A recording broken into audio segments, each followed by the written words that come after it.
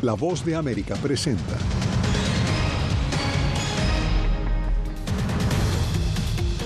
La Casa Blanca y congresistas republicanos negocian fondos adicionales para Israel y Ucrania. El gran desacuerdo es la seguridad en la frontera sur. Escala el conflicto en el Medio Oriente. Gaza ya no es el único escenario de enfrentamientos. En Cancún cae presunto líder de una organización que trafica migrantes desde Colombia hacia Estados Unidos. Y la ciudad de Nueva York impone toque de queda a migrantes en algunos albergues municipales.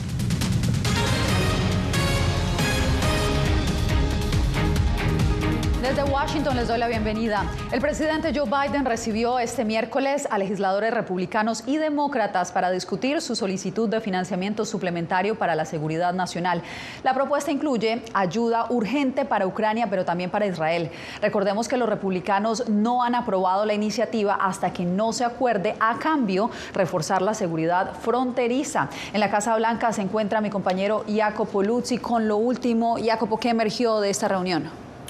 Yasmín, en un cara a cara en la oficina Oval entre Biden y varios legisladores del Congreso, incluso sus líderes, la cuestión, como tú dijiste, fue dar nuevas ayudas a Ucrania. La Casa Blanca explicó lo crucial que es seguir ayudando a Ucrania, sobre todo ahora que no tienen muchos recursos. Y al final del encuentro, los demócratas y republicanos que salieron a hablar con la prensa definieron la reunión como muy positiva. Aún falta un acuerdo, pero las partes se acercaron para ayudar a Ucrania y, como dijo el presidente de la Cámara, Mike Johnson, fortalecer la frontera sur. Fondos adicionales para Ucrania, Israel, Taiwán y la seguridad fronteriza entre México y Estados Unidos. Son estos los temas centrales de discusión y de desacuerdo entre los republicanos del Congreso y la Casa Blanca. El presidente Joe Biden lleva meses pidiendo al Congreso la aprobación de $106 mil millones para continuar ayudando a sus aliados. Sin embargo, la solicitud fue ignorada hasta ahora porque los republicanos de la Cámara quieren fortalecer primero la seguridad a la frontera sur.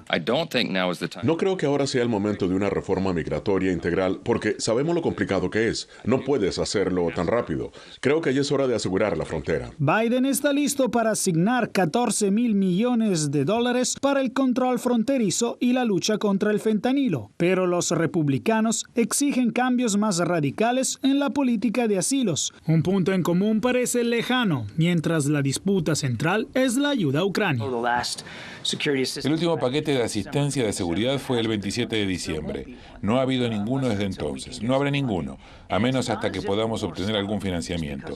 Sobre Israel, el senador Bernie Sanders busca que sus colegas voten si deben investigarse presuntos abusos a derechos humanos en la guerra entre Israel y Hamás, un paso hacia una posible limitación de la ayuda de Estados Unidos a Israel. Si bien es poco probable que el Senado apruebe la medida, la votación podría comenzar a revelar la profundidad del malestar entre los senadores sobre esta guerra.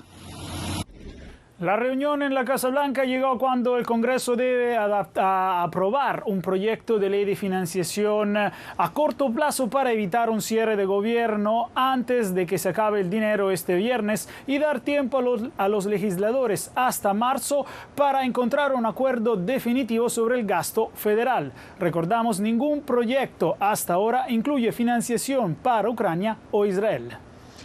Jacopo Luzzi informando desde la Casa Blanca. Gracias por la actualización.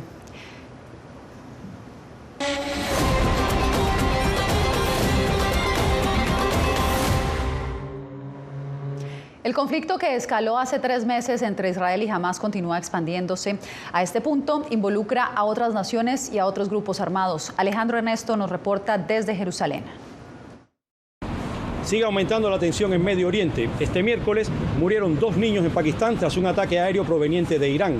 Es el tercer país que Irán ataca en 2 días, lo que amenaza con agravar el conflicto que se inició hace más de 3 meses entre Israel y Hamás. Pakistán se reserva el derecho de responder a este acto ilegal y la responsabilidad de las consecuencias recaerá directamente en Irán. Pakistán ha decidido retirar a su embajador de Irán y que el embajador iraní en Pakistán, que actualmente se encuentra de visita en Irán, tal vez no regrese por el momento. Queja a la que se sumó el gobierno iraquí, también atacado por Irán. Lo sorprendente es que no somos parte de este conflicto. No sabemos por qué Irán está tomando represalias represalias contra los civiles de Kurdistán. El canciller iraní respondió desde el Foro Económico Mundial en Suiza. Lo ocurrido recientemente en Erbil, en la República del Kurdistán iraquí, es un asunto relacionado con agentes del Mossad israelí que han operado dentro de Irán. Por lo pronto, en Gaza, las operaciones israelíes continúan.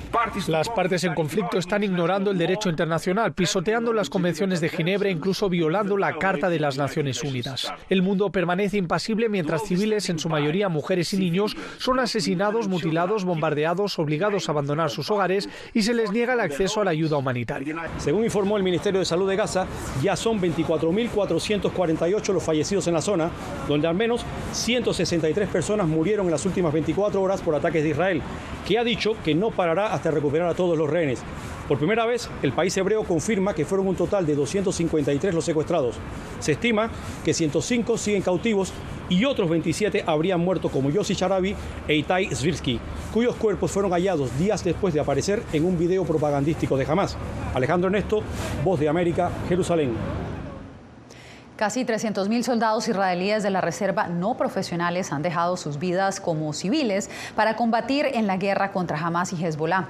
Pero su permanencia enfrenta ahora un gran dilema para el Estado de Israel. Pilar Cebrián nos explica.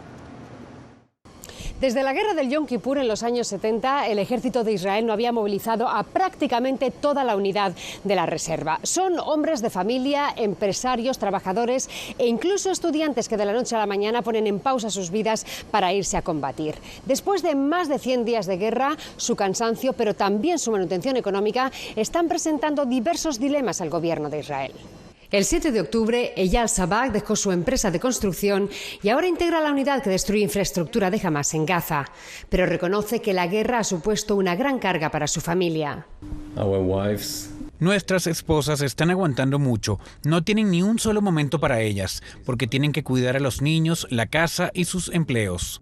El ejército israelí delega más del 70% de su fuerza de combate en la unidad de la reserva, un servicio voluntario basado en el sacrificio y la entrega a la nación.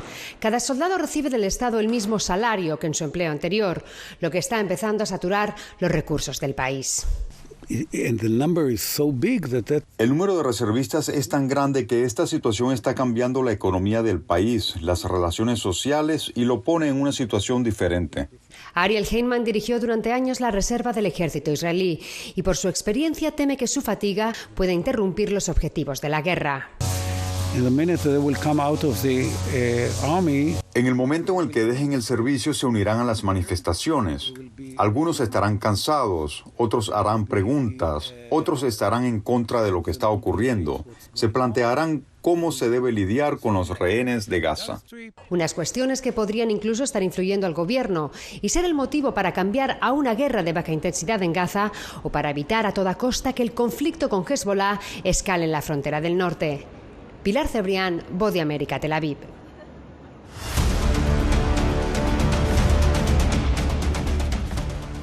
En Colombia, la Fiscalía impuso cargos contra uno de los hombres más buscados por presuntamente dirigir una red dedicada al tráfico de migrantes desde Colombia hacia Estados Unidos. Jair Díaz nos informa. Fue imputado por los delitos de homicidio agravado, tentativa de homicidio agravado, tráfico de estupefacientes, concierto para delinquir agravado. Esta es la lista de delitos por los que será juzgado Nelson Bautista Reática, alias Poporro, acusado de dirigir una red de tráfico de migrantes desde Colombia hasta la frontera entre México y Estados Unidos. Socio de los carteles Jalisco Nueva Generación y Tijuana. Su modus operandi era contactar a los migrantes a través de WhatsApp a nombre de don Antonio y les ofrecía trasladarlos a la frontera con Estados Unidos por precios que oscilaban entre los $5,000 y $8,000. Tenía 18 años de actividad criminal y era uno de los más buscados en Colombia. Tráfico de migrantes se daba vía aérea hasta algunas ciudades de México y en México vía terrestre los transportaban en las peores condiciones hacia la frontera con los Estados Unidos. Manuel Reirán, experto en migración, asegura que esta captura deja en evidencia la magnitud de las mafias que explotan a personas vulnerables. Tienen miembros que han sido o han trabajado con el Estado, han sido funcionarios con el Estado, es decir, son personas que conocen muy bien cómo se opera todo el tema de la migración. Según las autoridades, Bautista además utilizaba a los migrantes para llevar cocaína a Estados Unidos. Fue capturado el domingo en Cancún y trasladado a Colombia el pasado martes.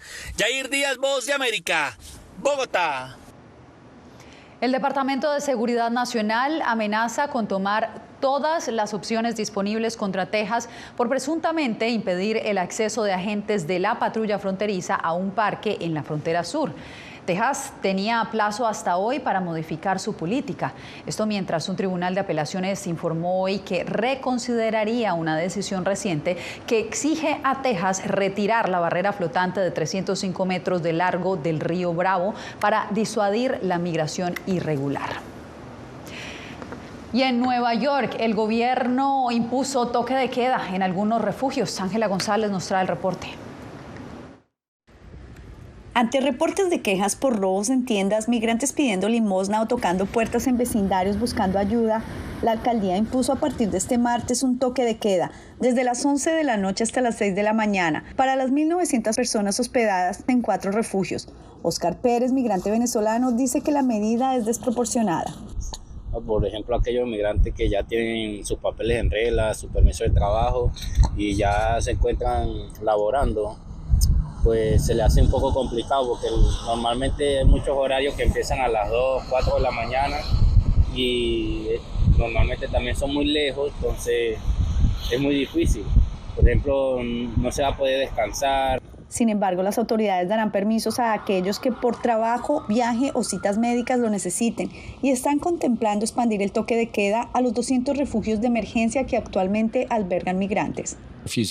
Esta no es la primera vez que tenemos toques de queda en el sistema. Durante el verano tuvimos en varias zonas. Esto no es nada nuevo. Es algo que hemos hecho en el pasado y que estamos implementando ahora en algunos lugares. Esta es otra de las normas impuestas por la alcaldía luego de que se cumpliera el plazo de 60 días para las primeras familias que tuvieron que desalojar los refugios municipales con el fin de reducir la población migratoria al cuidado de las autoridades locales.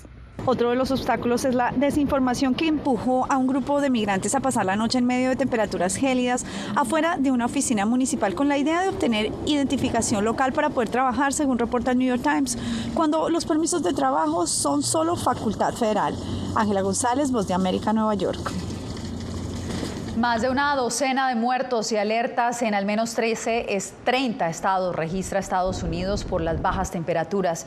Incluso en el sur de Florida, este miércoles el termómetro marcó 12 grados centígrados. Las tormentas invernales registradas esta semana han traído nieve, aguanieve y lluvias, causando accidentes y obligando a cerrar escuelas y oficinas, además de generar millones de cancelaciones de viajes aéreos alrededor del país.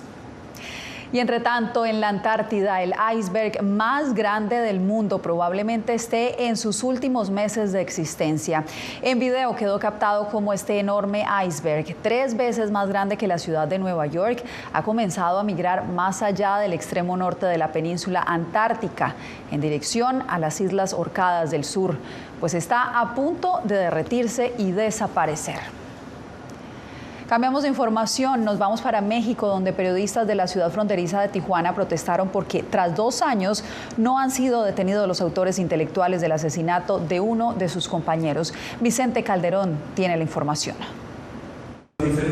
Al cumplirse 2 años del homicidio del fotógrafo de prensa Margarito Martínez, el gremio periodístico de Tijuana reclama que persiste la impunidad. Personas dispuestas a recibir 20,000 pesos para ejecutar un crimen de esa naturaleza siempre van a estar ahí. Durante una conferencia de prensa protestaron por la tardanza para obtener justicia para el fotoperiodista asesinado al salir de su casa el 17 de enero de 2022. 3 hombres fueron detenidos, 2 aceptaron su culpa a cambio de una condena reducida de 25 años de prisión. El tercero está en la cárcel esperando una cita en la corte para negociar con la fiscalía. Todavía hay autores o posibles autores materiales que se encuentran libres.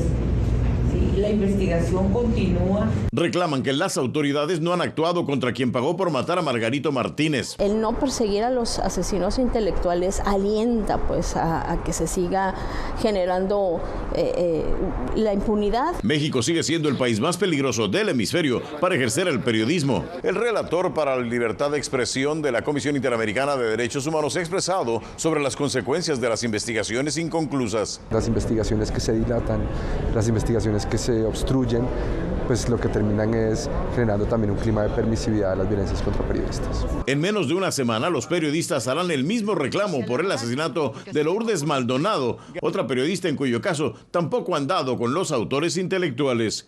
Vicente Calderón, Voz de América, Tijuana. ¿Volverán los tapabocas a Bolivia? Al regresar, les tenemos el llamado de las autoridades por el incremento significativo de casos de COVID-19.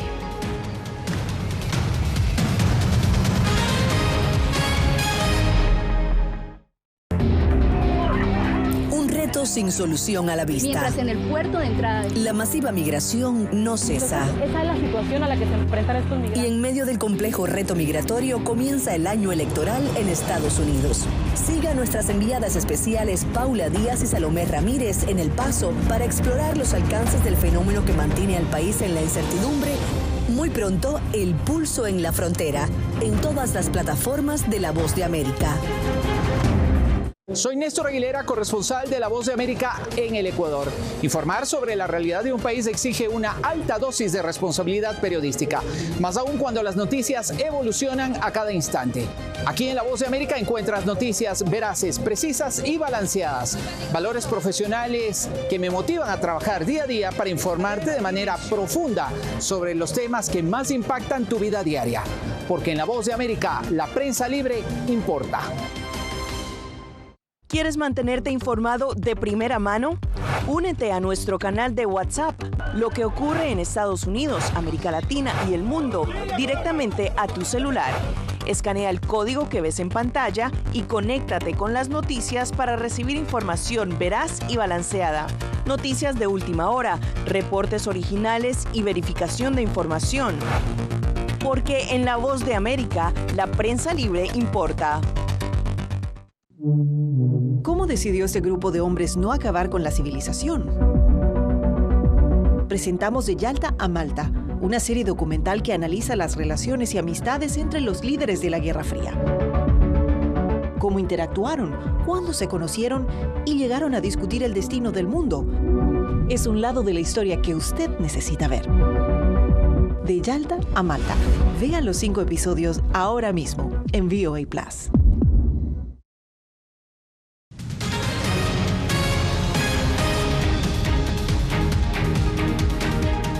Autoridades de salud bolivianas están en alerta ante un repunte de casos de COVID-19.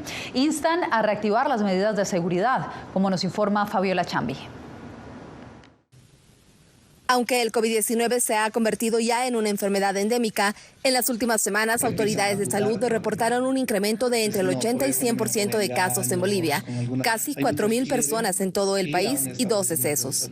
Estamos todavía nosotros manteniendo una alerta epidemiológica porque van a ser brotes que se van a ir presentando en el transcurso de la gestión 2024. Creemos que en unas 2-3 semanas vamos a tener un pico de este brote y después irá descendiendo. También se confirmó en la región de Santa Cruz un caso de la subvariante JN1 que la Organización Mundial de la Salud ha definido como de interés mundial debido a su rápida expansión, especialmente en Estados Unidos. Ya que ha vuelto los casos, nuevamente hay que cuidarse, ¿no? Más que todo por la familia, por los niños, por los papás, por los adultos mayores, ¿no?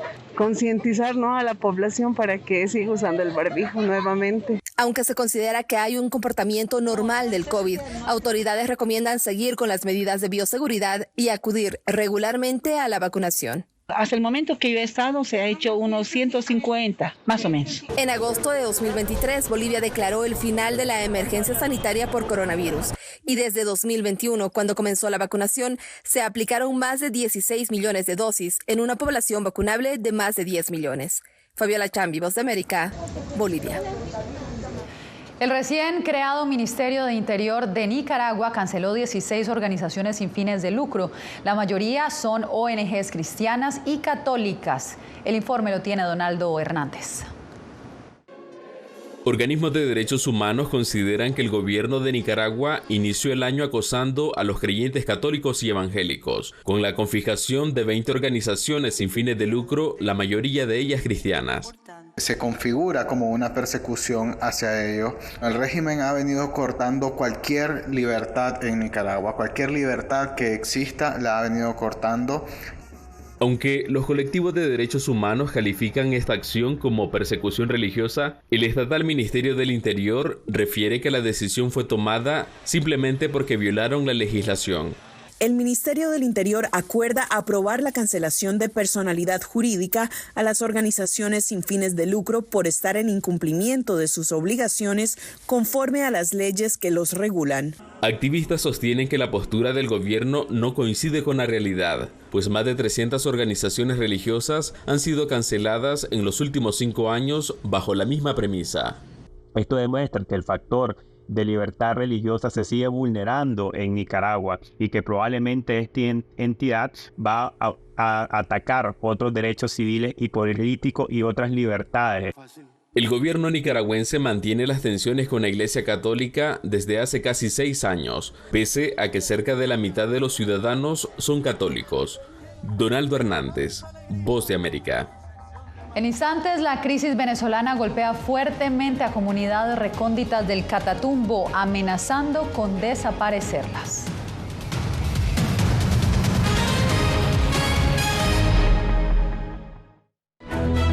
Tres meses después del ataque de Hamas en territorio israelí, Seguimos. ¿Cómo se...? Celia Mendoza, corresponsal de La Voz de América, regresa al terreno donde la guerra continúa. Esta es la escena de más de una semana. Para brindar reportes precisos, balanceados y de interés. Justo pueden observar en el cielo. Siga nuestra cobertura especial en nuestras redes sociales y en vozdeamerica.com.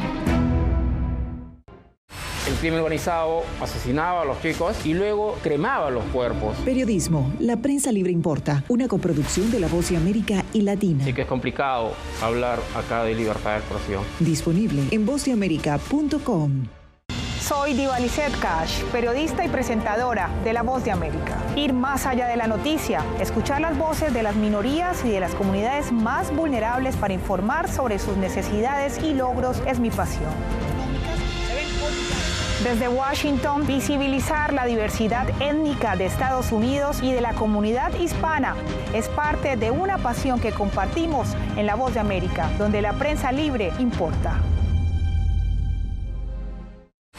Que empiecen a callar a periodistas, que empiecen a callar medios. Periodismo, la prensa libre importa. Una producción especial de La Voz de América. Porque al final lo que está en juego no solo medios de comunicación, sino la democracia de un país. Disponible en vozdeamerica.com.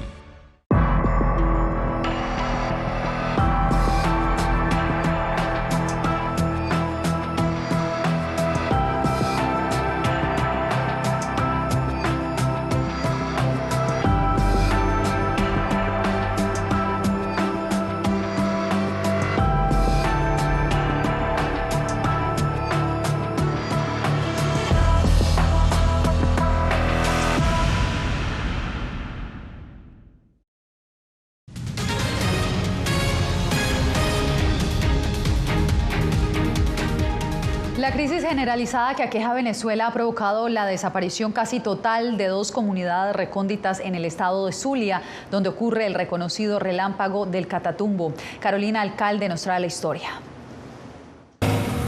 Esta zona en el sur del lago de Maracaibo, en el extremo occidental de Venezuela, podría estar desbordada de visitantes observando el relámpago del Catatumbo, un fenómeno natural único en el mundo que produce unos 20.000 rayos por hora. Pero en su lugar hay pobreza, desolación y desconsuelo. Ya para acá no viene nadie. El único que estamos visitando ahorita estos pueblos somos nosotros. Cheo Morales, operador turístico en estos poblados de agua del Catatumbo, no desiste y ocasionalmente lleva turistas, pero se muestra impotente ante el panorama. Estos son pueblos que están bastante abandonados, van a desaparecer. Y no han desaparecido porque estamos viendo ahorita y uno no ha abandonado, o sea, aguantando la pela. Y los niños tienen una necesidad tan grande. No hay médico, no hay ni siquiera, bueno, lo principal es una escuela. Hay una pequeña escuela, pero no hay maestro. Para los pocos pescadores que aún permanecen en las comunidades Congo Mirador y Ologá, las consecuencias de los frecuentes derrames petroleros que el gobierno recientemente comenzó a atender después de múltiples denuncias de ambientalistas son devastadoras. Las redes se nos llenan de petróleo, se hace difícil para el pescador, se hace difícil para trabajar porque se esfuerza más. Se hace difícil para traer alimento a su casa porque no hay pesca. Me siento un poco mal, porque el petróleo daña al pescado también y daña a personas. Estos pueblos de agua no escapan de la crisis generalizada que, según cifras de la ONU, ha causado la migración de más de 7 millones de venezolanos. De acuerdo con investigaciones de documentalistas, en 2013 en Congo Mirador, punto en el que mejor se aprecian los rayos, habitaban unas 1.000 personas, pero en 2021 solo quedaban 5. Carolina Alcalde, Voz de América, Caracas. Cuando volvamos, por primera vez nace en el zoológico de Miami una babirusa, un cerdo salvaje en peligro de extinción.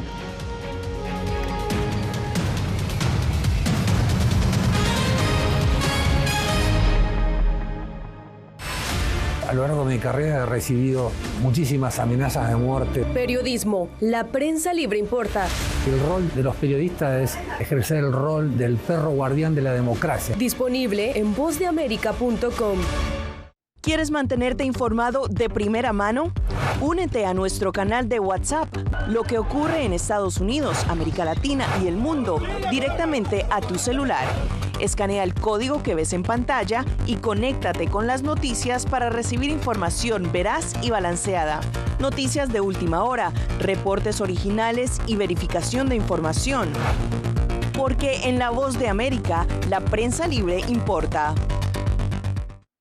Soy Jorge Agobián, corresponsal de La Voz de América en la Casa Blanca. Nuestro trabajo es conectar a Latinoamérica con Washington. Aquí somos la voz, oídos y ojos de nuestro continente para reportar lo que se decide en Estados Unidos e impacta en nuestros países. Traemos a esta sala de prensa las preguntas que la gente se hace y hablamos en un lenguaje sencillo para explicar las políticas globales, sus defensores y detractores. Y lo entregamos a nuestra audiencia para que saque sus propias conclusiones. Porque en La Voz de América, la prensa libre importa.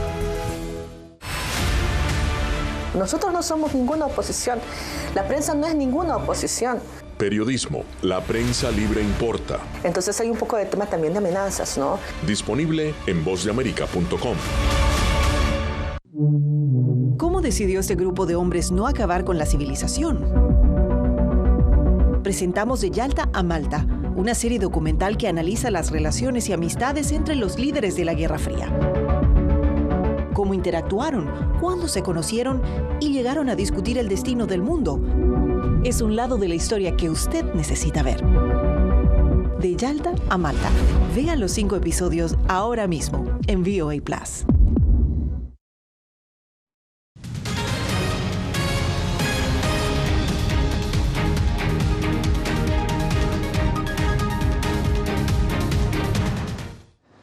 El zoológico de Miami está de celebración y no cualquiera. El nacimiento de una especie exótica de jabalí ha traído esperanza para los expertos de fauna silvestre. José Pernalete nos trae la historia.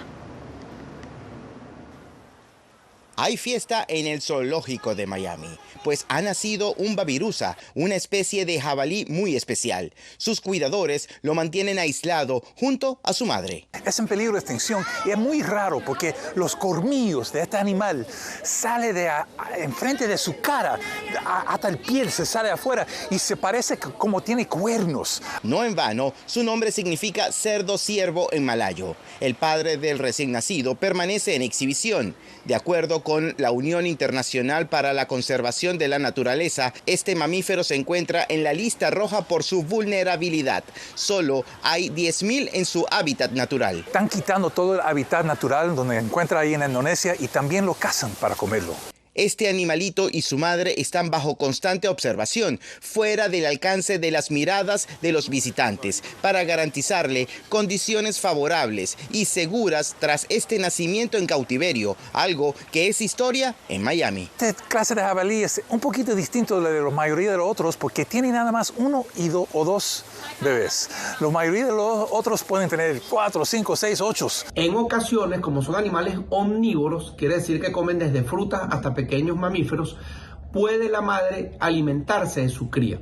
Esta particular especie no tiene pelo. Tanto el padre como la madre provienen de otros zoológicos de Estados Unidos y el bebé será exhibido en las próximas semanas junto a su familia. José Pernalete, Voz de América, Miami. Con motivo del Día de San Antonio de Abad, el santo patrono de los animales, cientos de mascotas fueron bendecidas por sacerdotes hoy miércoles en Madrid. Como cualquier cristiano, pero esta vez con sus mascotas, los dueños caminaron hasta la iglesia que lleva el nombre de este santo y de esta manera perros y gatos fueron purificados luego de la misa. Con esto me despido por hoy. Gracias.